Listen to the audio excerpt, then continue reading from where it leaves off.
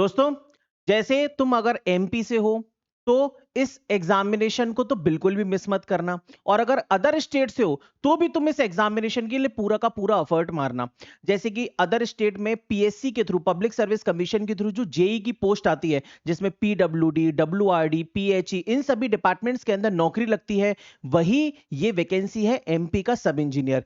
तो ये कोई बिजली विभाग की कंपनी नहीं है जिसमें आपको जनरेशन ट्रांसमिशन में जाना है। ये पीडब्ल्यूडी डब्ल्यूआरडी की जॉब है, और इससे ज्यादा सुकून वाला जीवन पूरे के पूरे मध्य प्रदेश के अंदर कहीं नहीं है। हाँ, सैलरी और जेई लेवल की जो स्टेट की जॉब है, कई किसी स्टेट के कंपैरिजन में थोड़ी कम हो सकती है, लेकिन जो जीवन है वो इतना सुकून भरा है कि कुछ पूछिए मत। मैं भी अगर कभी मान लो सुकून की जिंदगी काटना चाहूं तो इसी पोस्ट के अंदर जाना चाहूंगा।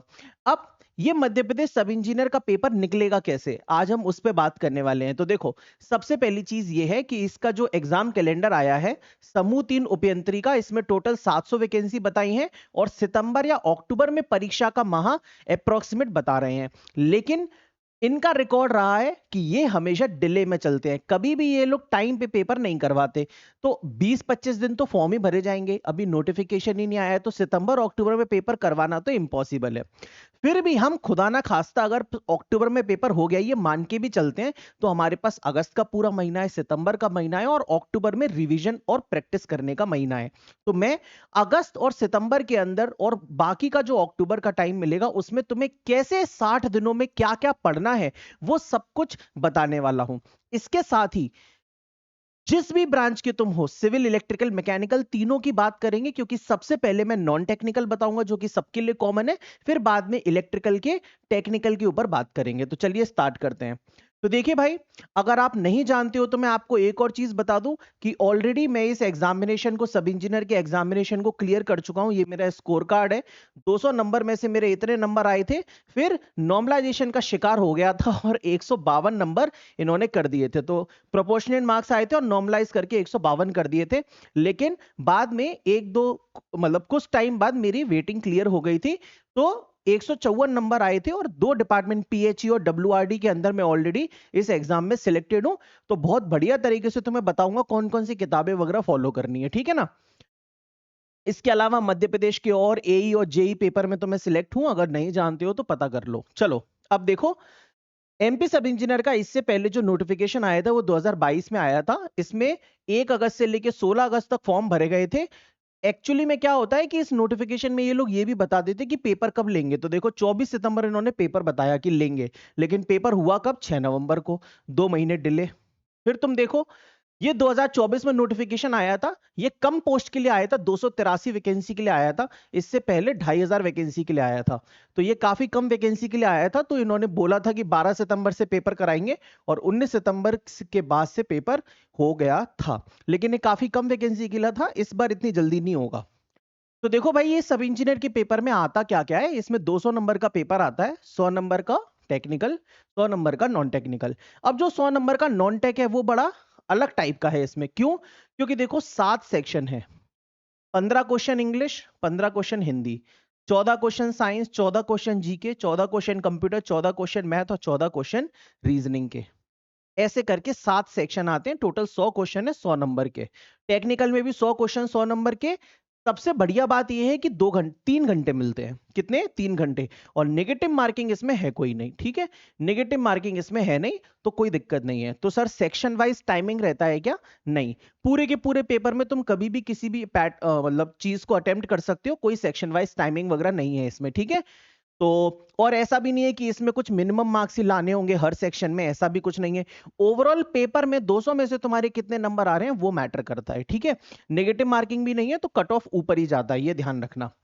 अब देखो यार, ये जो 7 चीजें हैं ना, सबसे पहले तुम्हें ये समझना होगा कि इन 7 चीजों में से पढ़ना क्या क्या है, ठीक है।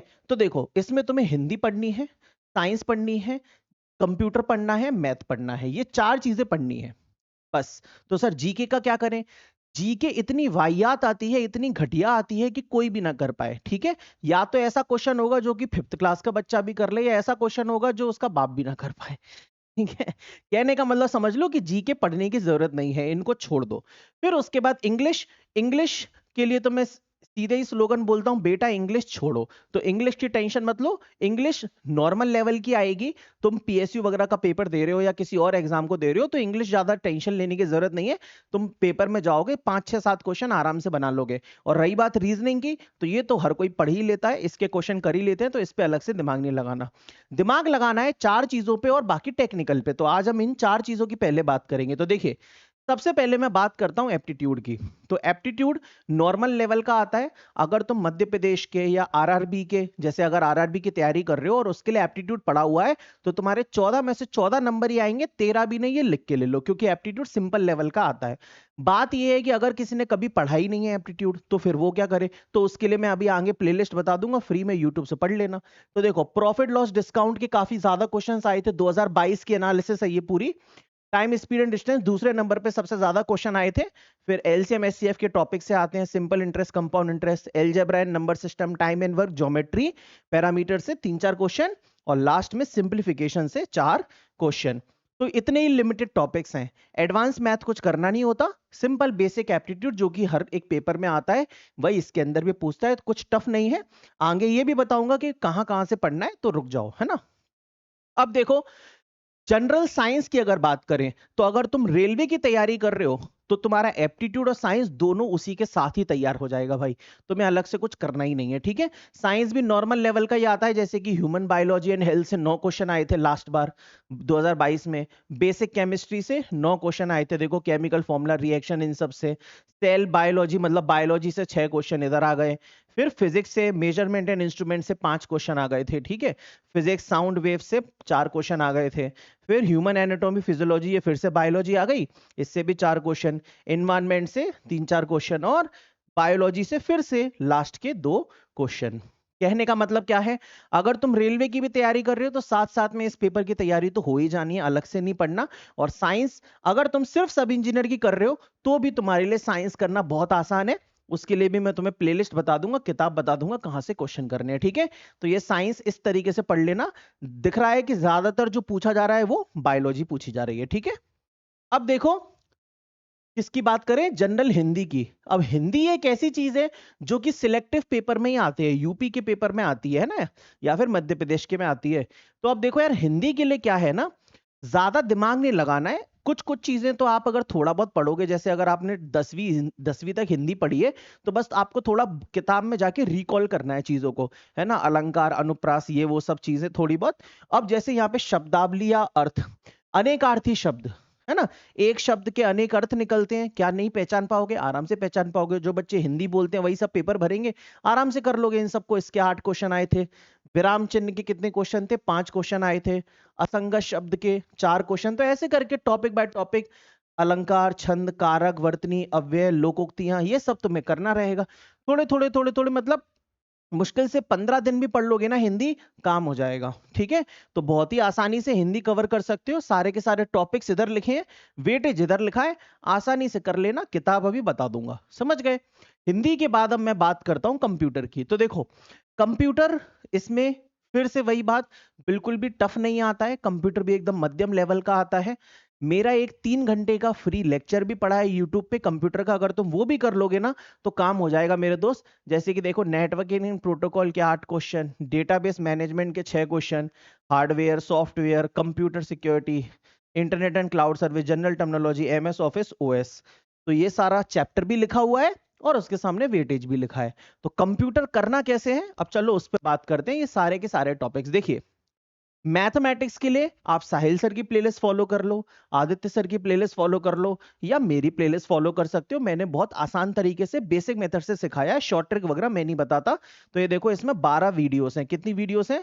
12। रेलवे के लिए पढ़ाया था, लेकिन अगर तुम इसको सब इंजीनियर के लिए पढ़ोगे तो आराम से काम हो जाएगा।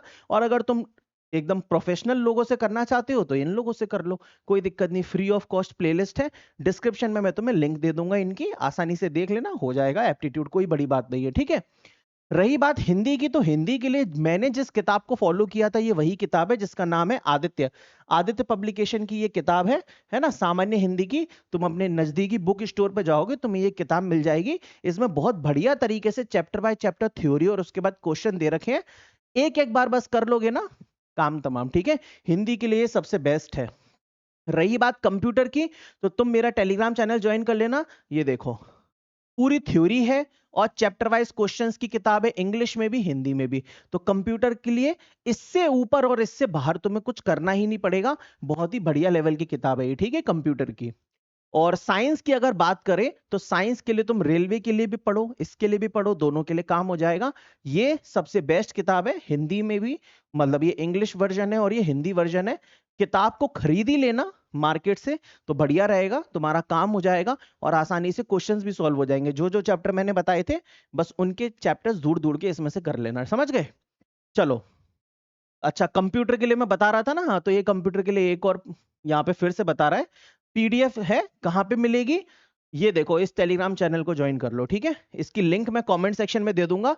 भतेरा मटेरियल है, बहुत सारा यहाँ पे कंटेंट पड़ा हुआ है, तो तुम आराम से इसको ज्वाइन कर लेना, तुम्हें बढ़िया तरीके से सब कुछ मिल जाएगा, टेंशन मत लो, ठीक है।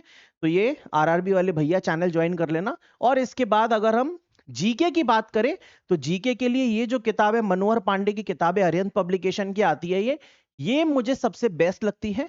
मैंने इसी को खरीदा था और इसी से पढ़ा था, 3 4 5 बार पढ़ लिया था और इस किताब से क्वेश्चंस लगा लिए थे चैप्टर बाय चैप्टर। बस जीके खत्म, ना मैंने किसी का यूट्यूब वीडियो देखा, ना मैंने किसी टीचर को फॉलो किया। मुझे पता था मुझे जीके में इतने नंबर लाने हैं कि मेरा बाकी लोगों के साथ में कंपैरिजन रहे, दैट्स इट, मुझे टॉप नहीं करना है जीके में। तो उसके लिए मिनिमम एफर्ट मैक्सिमम आउटपुट, ये रहा थ्योरी और ये रही क्वेश्चन की धांसू किताब, दैट्स इट। इतना जीके के लिए काफी है, चाहे किसी भी एग्जाम के लिए पढ़ रहे हो, रेलवे, एसएससी, स्टेट, सबके लिए जीके इन 2 किताबों से पूरा हो जाता है, ठीक है। चलिए, ये रहा टेलीग्राम चैनल, क्लियर है। तो इस वीडियो को देखो बहुत लंबा नहीं करते, आज के लिए अपन इतना ही रखते हैं। मैं एक और वीडियो बना दूंगा बहुत ही जल्दी, तो उसके अंदर हम लोग क्या करेंगे, पूरा का पूरा आगे का जो टेक्निकल का है उस पर डिटेल में चर्चा कर लेंगे और ये बता दूंगा मैं कि कहां कहां से आपको टेक्निकल पढ़ना है, ठीक है। अगर ये वीडियो और मेरी मेहनत पसंद आई हो जिसमें मैंने आपको पूरा रिकमेंडेशन दिया, तो भाई लाइक करे बिना मत जाना, लाइक जरूर कर देना वीडियो को, अपने दोस्तों के बीच में भी शेयर करके बता देना कि सब इंजीनियर का पेपर इस बार तुम ही क्लियर करोगे, मैं तुम्हारे साथ खड़ा हुआ हूं, चिंता मत करो। Thank you.